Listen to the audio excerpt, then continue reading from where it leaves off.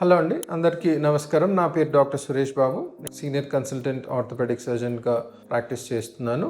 So 40 దాటిన తర్వాత నొప్పి, భుజం నొప్పి కామన్గా ఫ్రోజన్ షోల్డర్ అనేది ఒకటి ఉంటుంది. ఫ్రోజన్ షోల్డర్లో మనకు రాత్రులు ఎక్కువ ఉంటుంది నొప్పి. మనకు మొదటి దశలో మూమెంట్స్ అంతగా మనకు తగ్గవు. సో అది గడుస్తున్న కొద్దీ 3 నెలలు, 4 నెలలు, 6 నెలలు అయిన తర్వాత మనకు ఫ్రోజన్ అంటే మూమెంట్స్ అనేవి మనకు తగ్గిపోతాయి. అంటే మనం భుజం లేపలేకపోవడం, సో ముందున్నది ఏదైనా అందుకోలేకపోవడం, సో రాత్రులు ఎక్కువ నొప్పిగా ఉండడం, సో ఇవి మనకు ఫ్రోజన్ షోల్డర్ లక్షణాలు.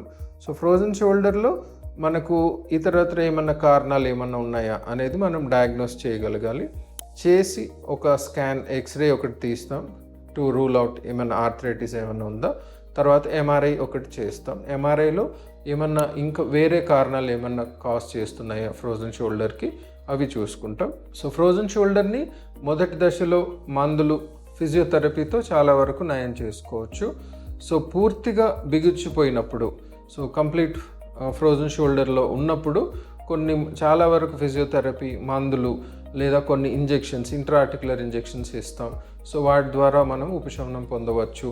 ఫైనల్ స్టేజెస్లో కొన్ని మ్యానిపులేషన్ అంటాం, మత్తిచ్చి ఆ కీళ్ళ కదలికని వెనక్కి తీసుకురావడం, లేదా ఆర్థ్రోస్కోపిక్ క్యాప్సులర్ రిలీజ్ అంటాం. అంటే మన చిన్న కీ హోల్ ద్వారా ఆ బిగుతుగా ఏదైతే ఉందో టిష్యూస్, వాటిని అన్నిటినీ రిలీజ్ చేస్తే మనకు వెంటనే ఉపశమనం వచ్చే అవకాశాలు ఎక్కువగా ఉంటాయి.